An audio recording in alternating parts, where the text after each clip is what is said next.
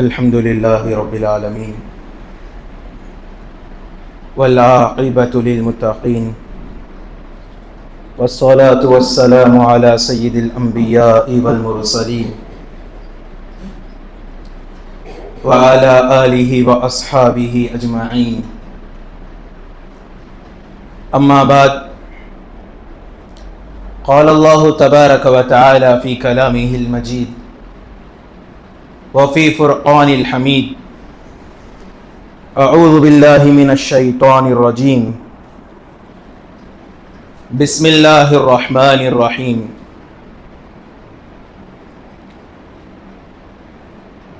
يا أيها الذين آمنوا قوا أنفسكم وأهليكم نارا وقودها الناس والحجارة. صدق سبحانه وتعالى.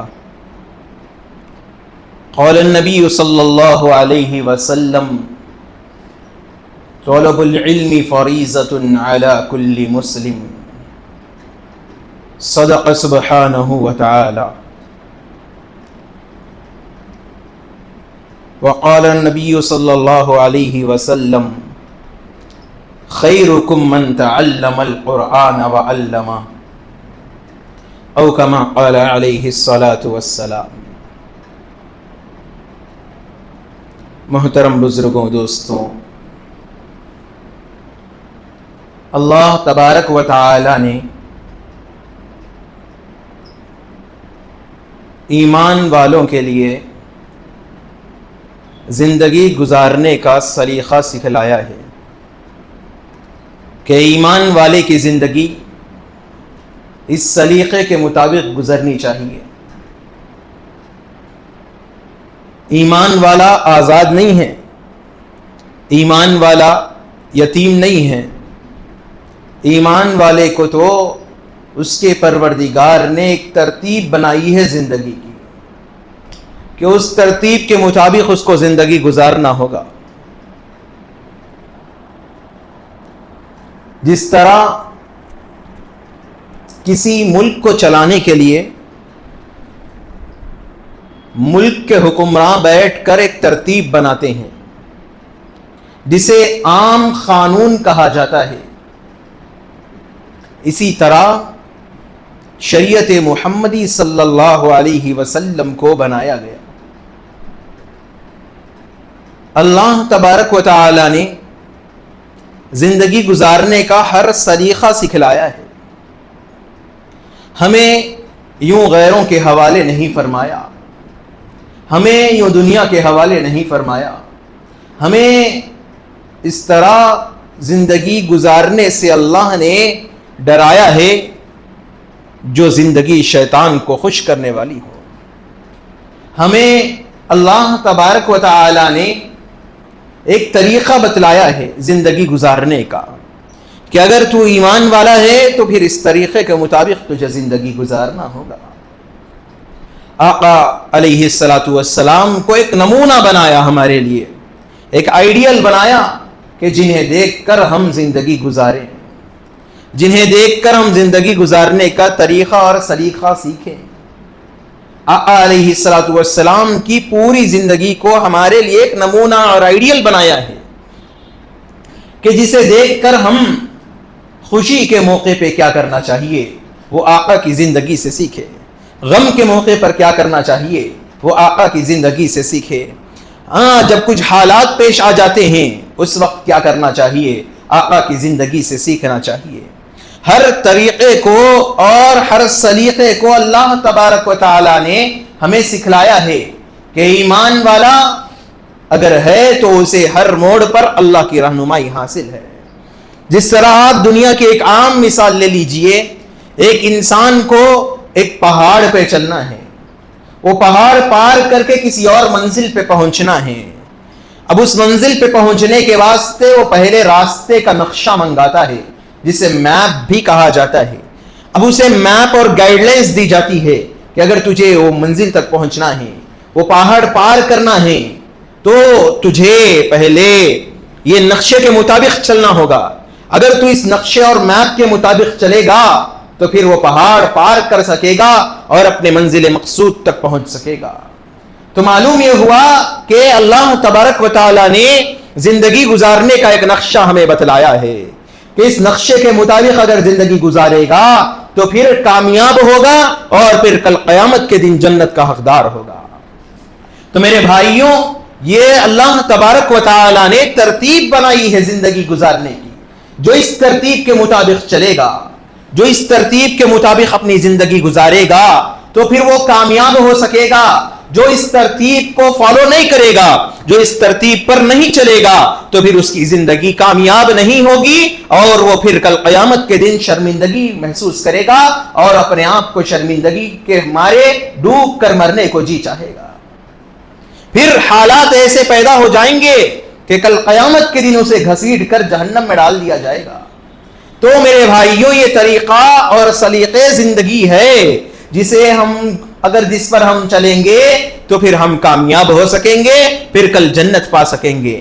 تو میرے بھائیوں، اس ترتیب میں سب سے پہلے اللہ تبارک و تعالی نے ایمان والوں کو یہ حکم فرمایا ہے کہ اے ایمان والو، یا ایھا الذین آمنوا قوا انفسکم واہلیکم نارا، اے ایمان والو تم اپنے آپ کو جہنم کی آگ سے بچاؤ اور اپنے گھر والوں کو، اہل و عیال کو، بال بچوں کو جہنم کی آگ سے بچاؤ۔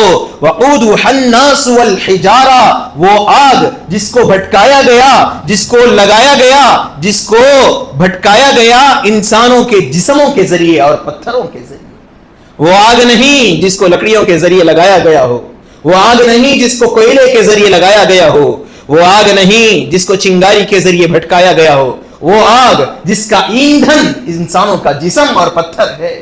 ایسی آگ سے بچنے کے اللہ تبارک و تعالی نے ہمیں حکم فرمایا ہے۔ پھر خدا تعالی کے پاک پیغمبر آقا دو عالم صلی اللہ علیہ وسلم نے ارشاد فرمایا، طلب العلم فریضۃ علی کل مسلم، ہر مسلمان پر دین کا علم حاصل کرنا فرض عین ہے۔ اگر وہ حاصل نہیں کرے گا، وہ اگر دین کے علم کو نہیں جانے گا ضرورت کے مطابق، تو کل قیامت کے دن وہ پکڑا جائے گا، مجرم کہلائے گا، اللہ کی بارگاہ میں اسے فرشتے مجرم ٹھہرائیں گے۔ تو یہ زندگی ہے، اس زندگی کو اگر اللہ کی بندگی میں ڈالتے ہیں، اس زندگی کو اگر رب کی چاہت کے مطابق گزارتے ہیں تو پھر اس زندگی میں کامیاب ہو سکتے ہیں۔ اس زندگی کو اگر من کی چاہت کے مطابق، دل کے خواہشات کے مطابق، نفس کے مطابق گزارتے ہیں تو پھر یہ زندگی نہیں، یہ تو وبال جان بن جائے گی اور یہ اصلاً ہماری زندگی نہیں بلکہ ایک دھوکے کا گھر بن جائے گی۔ تو میرے بھائیوں، اللہ تبارک و تعالی نے یہاں دو چیزوں کو بیان فرمایا ہے۔ آپ کو اس کا اندازہ اس چیز سے ہوگا کہ دو چیزیں ہیں، ایک یہ کہ دین کا علم حاصل کرنے کی جب بات آتی ہے تو دین کا علم حاصل کرنے کے لیے دو چیزوں کو سمجھنا ضروری ہوگا۔ وہ یہ ہے کہ ایک فرض کفایہ ہوتا ہے اور ایک فرض عین ہوتا ہے۔ فرض کی دو قسمیں ہیں، ایک فرض کفایہ، دوسرا فرض عین۔ فرض کفایہ یعنی اس فرض کو کہتے ہیں جس فرض کو اگر پورے محلے میں سے، پورے گاؤں میں سے دو چار لوگ ادا کر لیں گے تو وہ سب کے طرف سے فرض ادا ہو جائے گا۔ جیسا کہ نماز جنازہ، اگر نماز جنازہ میں پورے محلے کی طرف سے، پورے خاندان کی طرف سے، پورے گاؤں کی طرف سے دو چار لوگ مل کر نماز جنازہ ادا کر لیں گے تو سب کا حق ادا ہو جائے گا، سب کے سروں سے اس کا حکم ساقط ہو جائے گا۔ اب اگر وہی آپ دوسری طرف دیکھ لیجئے، فرض عین ہے۔ فرض عین کسے کہا جاتا ہے؟ فرض عین یعنی 5 وقت کی نمازیں، جس طرح 5 وقت کی نمازیں ہیں انہیں فرض عین کہا جاتا ہے۔ 5 وقت کی نمازوں کو ہر فرد کو الگ الگ اپنی نماز ادا کرنا ہوگا۔ اگر وہ اپنی نماز میں کوتاہی کرے گا تو پھر کل قیامت کے دن پکڑا جائے گا اور اس کے حق میں اس کا فرض باقی رہے گا، فرض ادا نہیں ہوگا۔ ایسا بالکل نہیں ہوگا کہ پورے محلے کی طرف سے دو چار لوگ फजर की नमाज पढ़ लिए तो पूरे महल्ले की तरफ से नमाज अदा हो गई, ऐसा बिल्कुल नहीं है। इसको फर्ज ऐन कहा जाता है। तो मेरे भाइयों, दीन का इल्म हासिल करने के अंदर अगर आप इन तरतीबों को रखेंगे, इन दो किस्मों को रखेंगे, तो एक फर्ज ऐन है, दूसरा फर्ज किफाया है। अब मैं आपको बताता चलूं फर्ज ऐन क्या है। आलिम बनना, हाफिज कुरान बनना, मुफ्ती बनना, कारी बनना, यह फर्ज किफाया है। पूरे महल्ले की तरफ से अगर दो चार लोग को अगर हाफिज बना दिया जाए, दो चार लोग को अगर आलिम बना दिया जाए, पूरे खानदान की तरफ से जरूरत के मुताबिक दो चार अहबाब को आलिम बना दिया जाए, हाफिज कुरान बना दिया जाए, तो सबकी तरफ से फर्ज अदा हो जाएगा। लेकिन बुनियादी दीनी तालीम हासिल करना, फराइज क्या है, वाजिबात क्या है, नवाफिल क्या है, हाँ वो कौन सी चीजें हैं जिनसे गुस्ल वाजिब होता है, वो कौन सी चीजें हैं जिससे गुस्ल टूट जाता है, वो कौन सी चीजें हैं जिससे वजू टूट जाता है, वो कौन सी चीजें हैं जिससे वजू नहीं होता, वो कौन सी चीजें हैं जिससे रोजा टूट जाता है, वो कौन सी चीजें हैं जिससे रोजा मकरूह हो जाता है। ऐसे तमाम बुनियादी दीनी तालीम हासिल करना हर मुसलमान पर फर्ज ऐन है। जिस तरह 5 वक्त की नमाजें हर एक किसी को अपनी अपनी नमाज पढ़ना होगा, इसी तरह बुनियादी दीनी तालीम हासिल करना हर मुसलमान पर फर्ज ऐन है। अगर वो इस बुनियादी दीनी तालीम को हासिल नहीं करेगा तो फिर कल क़यामत के दिन मुजरिम कहलाएगा। अल्लाह की बारगाह में वो ठहराया जाएगा मुजरिमों के सफ में, और फिर वहां क़यामत के दिन उससे सवाल होगा कि तुझे तो बुनियादी दीनी तालीम हासिल करना था, तूने क्यों नहीं किया।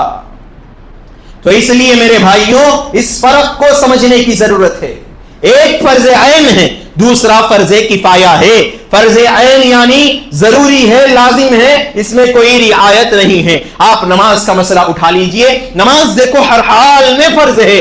हाँ, अगर नाबालिग है तो उसके लिए नमाज फर्ज नहीं है, अगर हाइजा औरत है तो उसके लिए नमाज फर्ज नहीं है, अगर मजलूद पागल है तो उसके लिए नमाज फर्ज नहीं है। अब इनके अलावा जितने लोग हैं उन तमाम के लिए नमाज फर्ज है, हर हालत में नमाज फर्ज है। जानबूझकर भी नमाज नहीं छोड़ सकते, होना बोल के भी नमाज नहीं छोड़ सकते, ऐसी नींद लग गई थी बोल के भी नमाज नहीं छोड़ सकते, ऐसी जर्रा आंख बंद हो गई बोल के भी नमाज नहीं छोड़ सकते, खेलते हुए रहे मुल्सा बमला बोल के भी नमाज नहीं छोड़ सकते, हाँ दावत में चले गए तो भी नमाज नहीं छोड़ सकते, हाँ जनाजे में चले गए तो भी नमाज नहीं छोड़ सकते, हाँ एग्जाम के वास्ते चले गए तो भी नमाज नहीं छोड़ सकते। चाहे कोई भी हालत क्यों ना हो, आप बीमार क्यों ना हो, फिर भी आपको नमाज छोड़ने की इजाजत नहीं है। अगर आप ठहर कर नमाज नहीं पढ़ सकते तो आपको जमीन पे बैठकर नमाज पढ़ना होगा। अगर आप जमीन पे बैठकर भी नमाज नहीं पढ़ सकते, जमीन पे बैठने की ताकत भी नहीं है, तो फिर आपको उस हालत में कुर्सी पर बैठकर नमाज पढ़ना होगा। अगर आप कुर्सी पर बैठकर भी नमाज नहीं पढ़ सकते तो उस हालत में अगर आप नमाज नहीं छोड़ सकते, उस हालत में भी आपको लेट कर नमाज पढ़ना होगा। अगर आप लेट कर भी नमाज पढ़ने के काबिल नहीं है, आपके अंदर इतनी ताकत भी नहीं है कि आप लेट कर नमाज पढ़ सके, उस हालत में आपको नमाज माफ नहीं है, इशारों के अंदर नमाज पढ़ना होगा, इशारे से नमाज पढ़ना होगा। मालूम यह हुआ कि उस हालत में भी नमाज माफ नहीं है। अगर नमाज छोड़ता है तो फिर कल क़यामत के दिन पकड़ा जाएगा। क्यों? यह नमाज फर्ज किफाया नहीं है, यह नमाज फर्ज ऐन है, यह नमाज जनाजे की नहीं है। अगर नमाज जनाजा होती तो पूरे महल्ले की तरफ से 2-4 लोग अदा कर लेते तो उसका हक साकित हो जाता और वो फर्ज अदा हो जाता, लेकिन यह फर्ज ऐन है। इसी तरह आलिम बनना, हाफिज कुरान बनना, मुफ्ती बनना, कारी कुरान बनना, ये सब क्या है? फर्ज किफाया है। अगर पूरे खानदान की तरफ से 2-4 लोग अगर पढ़ लेंगे, आलिम बन जाएंगे, हाफिज कुरान बन जाएंगे, कारी कुरान बन जाएंगे, मुफ्ती फिक़ह बन जाएंगे, तो सबके तरफ से अदा हो जाएगा। लेकिन दूसरी जानिब अगर आप देखेंगे तो बुनियादी दीनी तालीम हासिल करना हर मुसलमान पर फर्ज है। उसको मालूम होना चाहिए कि वुज़ू के कितने फराइज है, उसे मालूम होना चाहिए गुस्ल के कितने फराइज है, उसे मालूम होना चाहिए गुस्ल कब टूट जाता है, उसे मालूम होना चाहिए गुस्ल कब वाजिब हो जाता है, उसे मालूम होना चाहिए वजू कब टूट जाता है, उसे मालूम होना चाहिए कि कौन सा हिस्सा ना भीगने की वजह से वजू नहीं होता है। यह बुनियादी दीनी तालीम है, ये हासिल करना, ये जानना हर मुसलमान पर फर्ज है। بالغ پر بھی فرض ہے، بوڑھے پر بھی فرض ہے، جوان پر بھی فرض ہے، ہر ایمان والے پر یہ تمام فرائض کا جاننا، بنیادی دینی تعلیم کا جاننا ضروری ہے۔ ہاں یہیں رک کر ایک اور بات بتا دیتا ہوں کہ اتنی بنیادی دینی تعلیم آپ کو آ جانا چاہیے کہ جس کے اندر آپ حلال و حرام کا فرق کر سکے۔ اتنی بنیادی دینی تعلیم آپ کو معلوم ہونا چاہیے کہ جس کے اندر آپ پاکی اور ناپاکی کا فرق کر سکے۔ اتنی دینی تعلیم کا آپ کو جاننا ضروری ہے کہ جس کے اندر آپ اپنی نماز پڑھ سکیں، وہ تعلیم کا جاننا آپ کو ضروری ہے۔ ہاں نماز قرآن کے بغیر ممکن ہی نہیں ہے۔ نماز میں آپ ٹھہرو، رکعت باندھو، اللہ اکبر ثنا پڑھو، پھر اس کے بعد تعوذ پڑھو، اعوذ باللہ من الشیطان الرجیم، پھر تسمیہ پڑھو، بسم اللہ الرحمن الرحیم۔ اس کے بعد جو آپ کو سب سے پہلے پڑھنا ہے وہ تو قرآن کی پہلی سورت ہے، الحمدللہ رب العالمین۔ اس کو جس طرح یہ قرآن کی آیت نبی کریم صلی اللہ علیہ وسلم پر نازل کی گئی ہے، اس کو اسی طرح پڑھنا یہ آپ پر لازم ہے۔ اگر آپ الحمدللہ کی جگہ آپ اگر الحمدللہ پڑھیں گے تو پھر آپ کی نماز نہیں ہوگی۔ یہ فرق جاننے کی ضرورت ہے۔ اتنا قرآن پڑھنا آنا ہر مسلمان کو فرض ہے۔ ہاں صرف امام صاحب کا کام نہیں ہے قرآن پڑھنا، ہاں صرف مولانا صاحب کا، حافظ صاحب کا کام نہیں ہے قرآن پڑھنا سیکھنا۔ ہر ایک کو، ہر مسلمان کو، بالغ عاقل مسلمان کو جس کے اندر ہوش ہو، ہوس ہو، اس کو ہر کسی کو قرآن کا پڑھنا ضروری ہے۔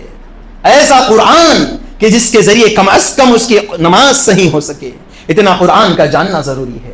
آپ کو قرآن کی تجوید کا اندازہ اس بات سے ہوگا کہ قرآن کریم کی ایک سورت ہے جس کو سورۃ الکوثر کہا جاتا ہے، انا اعطیناک الکوثر فصل لربک وانحر۔ وانحر یہ بڑی ہا سے ہے، وانحر جس کی آواز حلق سے نکلنا پڑتا ہے۔ اگر آپ اس کو بڑی ہا کی جگہ چھوٹی ہا سے پڑھیں گے تو کیا ہوگا؟ بڑی ہا سے اگر جب آپ پڑھیں گے وانحر تو اس میں قربانی کرنے کا حکم ہو رہا ہے کہ قربانی کرو، ونحر۔ اگر آپ اس کو ونحر چھوٹی ہا سے پڑھیں گے تو قربانی مت کرو، ایسا معنی بدل جاتے ہیں قرآن کے۔ تو پھر جب قرآن کے معنی بدل جائیں گے تو پھر آپ کی نماز قابل قبول نہیں ہوگی۔ آپ سجدے ضرور کریں گے، آپ رکوع ضرور کریں گے، آپ اتحیات میں بیٹھے ہوئے ہوں گے، آپ نے قرآن بھی پڑھا ہوگا، لیکن قرآن صحیح نہیں پڑھنے کی وجہ سے آپ کی نماز قابل قبول نہیں ہوگی۔ پھر ایسی نمازوں کے بارے میں آقا دو عالم صلی اللہ علیہ وسلم نے فرمایا کل قیامت کا دن ہوگا، وہاں انسان کو بھروسہ ہوگا اپنے اعمال پر۔ انسان سوچے گا میں نے تو پوری زندگی نماز تکبیر اولیٰ سے پڑھی ہے، میں نے ایک بھی نماز نہیں چھوڑی ہے، لیکن اسی دن قیامت کے دن اللہ تعالیٰ اس کی پوری نمازوں کو کالے کپڑے کے اندر لپیٹ کر اس کے منہ پہ مار دیں گے، کہیں گے تو نے نماز ضرور پڑھا تھا لیکن تیری نماز میں اتنی غلطیاں تھی جس کی وجہ سے میرے دربار میں تیری نماز قابل قبول نہیں ہے۔ تو میرے بھائیوں اس دن ہمارا کیا حال ہوگا؟ اس لیے قرآن ایسا پڑھنا آ جانا کم از کم کہ جس سے ہماری نماز صحیح ہو جائے، کم از کم اتنے سورے ہمیں پڑھنا آ جانا چاہیے تجوید کے ساتھ کہ جس سے ہماری نماز صحیح ہو جائے۔ ہاں نماز تو وہ ہے جس کے بارے میں آقا دو عالم صلی اللہ علیہ وسلم نے فرمایا قرۃ عینی فی الصلاۃ، نماز میرے آنکھوں کی ٹھنڈک ہے۔ وہ نماز جس کو چھوڑنے کے بارے میں آقا علیہ الصلوۃ والسلام نے فرمایا من ترک الصلاۃ متعمدا فقد کفر، جو جان بوجھ کر ایک نماز بھی چھوڑ دیتا ہے وہ اسلام کے دائرے سے باہر نکل جاتا ہے اور کافر بن جاتا ہے۔ تو میرے بھائیوں نماز کوئی معمولی چیز نہیں ہے، یہ ڈائریکٹ اللہ سے رشتہ جوڑنے والی ہے۔ اگر جی چاہتا ہے کہ خدا سے ملاقات کرے، اگر جی چاہتا ہے کہ اللہ سے بات چیت کرے تو آؤ میرے بھائیوں اللہ کے سامنے رکعت بندو، پھر اللہ سے گفتگو شروع کرو۔ تو میرے بھائیوں اس لیے بنیادی دینی تعلیم کا جاننا ہر مسلمان پر فرض ہے۔ اگر ہم یہ بنیادی دینی تعلیم نہیں جانیں گے تو پھر کل قیامت کے دن اللہ کے دربار میں ہم مجرم ٹھہرائیں گے۔ اللہ یہ نہیں پوچھے گا کہ تو نے کتنا کمایا، اللہ یہ نہیں پوچھے گا کہ تو نے کتنا کھایا، اللہ یہ نہیں پوچھے گا کہ تو نے کتنے اچھے کپڑے پہنے، اللہ یہ نہیں پوچھے گا کہ تو نے کتنے اچھے گھر میں اپنی زندگی بسر کی، اللہ یہ نہیں پوچھے گا کہ تو نے کتنا اچھا مال کمایا، اللہ یہ ضرور پوچھے گا کہ تو نے اپنی آخرت کے لیے کیا کمایا، تیری نمازوں کا حساب و کتاب کیا ہے۔ آقا دو عالم صلی اللہ علیہ وسلم نے فرمایا کل قیامت کے دن سب سے پہلے اگر کسی چیز کا حساب ہوگا تو وہ نماز کا حساب ہوگا. اگر نماز صحیح نکل جائے گی تو باقی اعمال میں اللہ تبارک و تعالی انسان کی رعایت کریں گے. اگر نماز کوتاہیوں والی نکل جائے گی، نماز میں اگر کچھ کوتاہیاں نکل جائیں گے تو پھر اللہ پورے حساب و کتاب کو سخت کر دیں گے. تو میرے بھائیوں، اس لیے نماز ہماری صحیح ہو جانا چاہیے. ہاں، نماز صحیح ہونے کے لیے سب سے ضروری چیز کیا ہے؟ ہماری قرآن صحیح ہونا چاہیے. قرآن کے بغیر نماز نہیں ہے. نماز میں آپ ٹھہرو تو نماز کی شروعات قرآن کی آیت سے ہوتی ہے، الحمدللہ رب العالمین. پھر سورہ، پھر دیکھو پوری نماز میں قرآن کا ایک اہم کردار ہے. اگر قرآن میں غلطی نکل جائے گی تو پھر نماز قابل قبول نہیں ہوگی.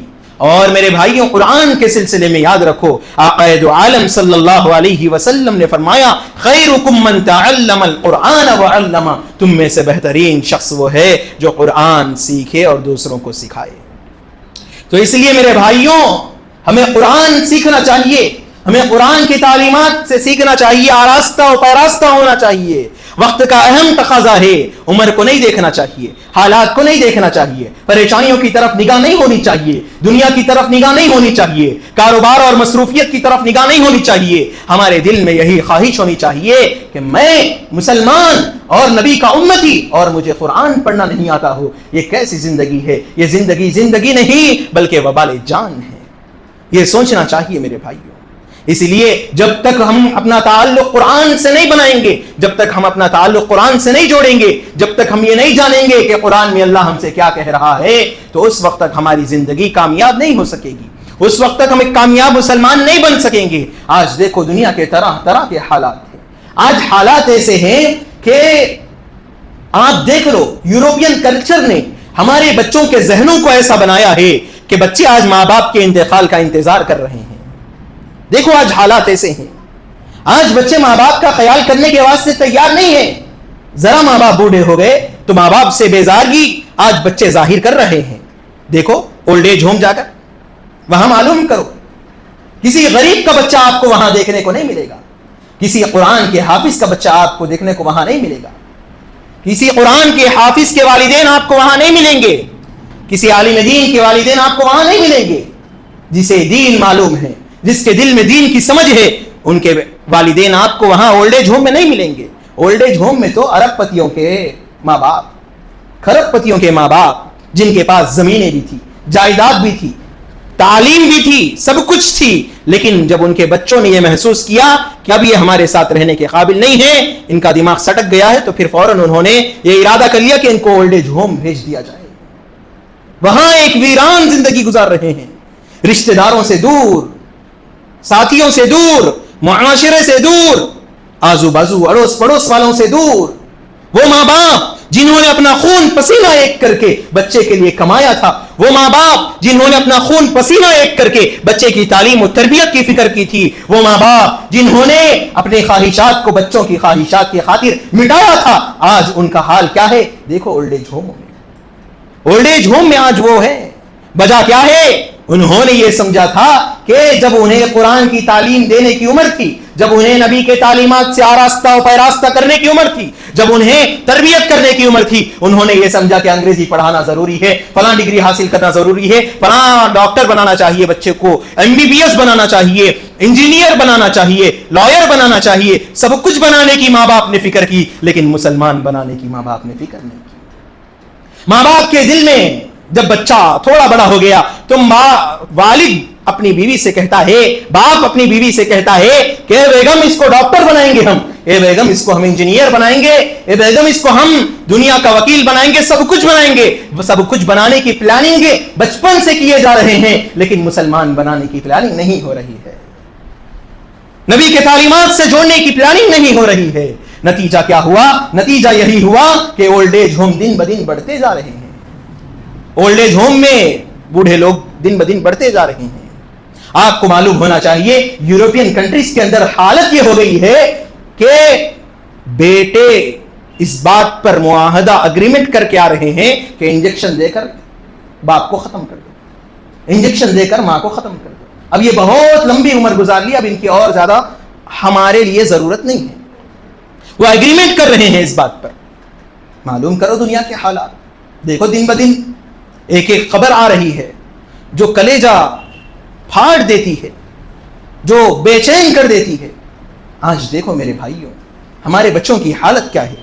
نشے کے اندر ایسے مبتلا ہو رہے ہیں دن بدن, جبکہ آقا دو عالم صلی اللہ علیہ وسلم نے فرمایا کل مسکر حرام, ہر نشے کی چیز حرام ہے. لیکن آج ہمارے بچے دیکھو, کم عمر ہے بچہ سگریٹ نوشی کر رہا ہے, عمر کم ہے بچہ گانجائی نوشی کر رہا ہے, کم عمر ہے بچہ شراب نوشی کر رہا ہے. اور یہاں تک ہی محدود نہیں ہے, اس کے بعد وہ اس چیز کے واسطے بھی تیار ہے کہ اگر اس کے والدین اسے اجازت نہیں دیں گے نشہ کرنے کے لیے تو والدین کا قتل کرنے کے واسطے بھی تیار ہے. ایسے حالات آج ہیں ہمارے معاشرے میں ہیں. اگر ہم دیکھنا چاہتے ہیں تو کھلی مثالیں ہمارے سامنے ہیں, دیکھ سکتے ہیں. اسی لیے میرے بھائیوں, خصوصاً اپنے بچوں کی اسلامی تعلیم و تربیت کی فکر کرنا چاہیے. ہمارے بچوں کو قرآن کی تعلیمات سے جوڑنا چاہیے, نبی کے تعلیمات سے جوڑنا چاہیے, نبی کے اخلاق سے جوڑنا چاہیے. ہمارے بچوں کو نبی کی زندگی سے جوڑنا چاہیے, صحابہ کی زندگیوں سے جوڑنا چاہیے. جب ہم ہمارے بچوں کو قرآن سے جوڑیں گے, اللہ کی محبت ان کے دل میں ڈالیں گے, نبی کی محبت ان کے دل میں ڈالیں گے, نبی کے تعلیمات سے جوڑیں گے, صحابہ کی محبت ان کے دل میں ڈالیں گے, صحابہ کی زندگیوں سے جوڑیں گے, تو پھر ہمارا بچہ کیا ہے, ڈاکٹر کیوں نہ بن جائے, انجینئر کیوں نہ بن جائے, اسے یہ احساس ہمیشہ ستاتے رہے گا کہ پہلے میں مسلمان ہوں بعد میں ڈاکٹر ہوں, پہلے میں مسلمان ہوں بعد میں انجینئر ہوں. یہ احساس اس کے دل میں رہے گا. اسی لیے اللہ تعالیٰ سے دعا ہے کہ اللہ تعالیٰ ہم سب کو کہنے سننے سے زیادہ عمل کرنے کی توفیق عطا فرمائیں. آمین. وآخر دعوانا ان الحمد للہ رب العالمین.